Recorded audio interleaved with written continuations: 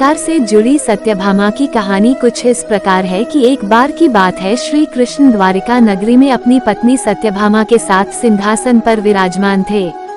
दोनों के निकट ही गरुड़ और सुदर्शन चक्र भी मौजूद थे, जिनमें अत्यधिक तेज दिखाई पड़ रहा था। पास में बैठी सत्यभामा ने श्री कृष्ण बातों बातों में सवाल किया कि हे प्रभु, जब आपने त्रेतायुग में राम अवतार लिया था तब अपनी पत्नी सीता थी, क्या वे मुझसे भी अधिक सुंदर थीं? श्री कृष्ण सत्यभामा की बातों से तुरंत यह समझ चुके थे कि उन्हें अपनी सुंदरता का अहंकार हो चला है। फिर पास में बैठे गरुड़ बोले, हे प्रभु, क्या कोई मुझसे भी अधिक तीव्र उड़ सकता है? इस पर सुदर्शन चक्र कैसे चुप रहता, वह भी बोला कि प्रभु, मैंने तो आपको कितने ही युद्धों में विजय प्राप्त करवाई है, क्या भला कोई इस संसार में मुझसे अधिक शक्तिशाली है? श्री कृष्ण तो स्वयं ही ईश्वर थे, उन्हें ये भान पाने में तनिक भी देर न लगी कि इन तीनों को खुद पर अहंकार हो गया है। अतः अब कृष्ण को तीनों का अहंकार तोड़ना था। श्री कृष्ण ने गरुड़ से कहा कि तुम हनुमान के पास जाओ और उनसे कहना कि उनके प्रभु श्री राम और माता सीता तुम्हारी प्रतीक्षा में राह तक रहे हैं। इसके बाद श्री कृष्ण ने सत्यभामा को माता सीता के रूप में तैयार रहने को कहा और स्वयं उन्होंने राम का अवतार ले लिया। श्री कृष्ण ने सुदर्शन चक्र से मुख्य द्वार पर पहरा देने को कहा कि मेरी आज्ञा के बिना कोई महल में प्रवेश न कर पाए।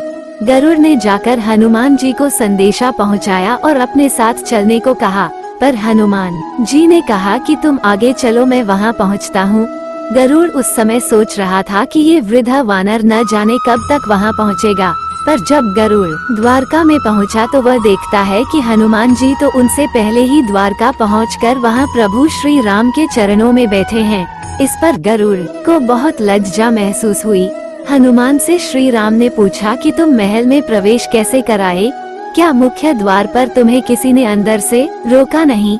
इस पर हनुमान जी अपने मुंह से सुदर्शन चक्र को निकलकर कहते हैं कि मुझे अंदर आते समय सुदर्शन चक्र ने रोका था, परंतु मैंने इसे अपने मुख पर रख लिया, मुझे इसके लिए क्षमा करें।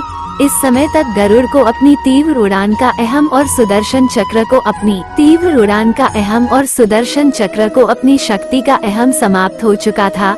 हनुमान जी ने आगे कहा कि हे प्रभु, आपने साथ माता सीता की जगह सिंहासन पर एक दासी क्यों विराजमान है?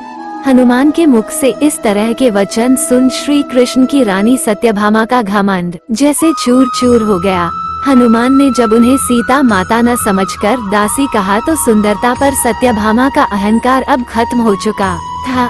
इसके बाद तीनों ही प्रभु की लीला समझ गए और प्रभु के चरणों में झुक गए। जय श्री कृष्णा। आपको हमारी ये कहानी अच्छी लगी हो तो सब्सक्राइब और लाइक जरूर करना। Thank you for watching my channel.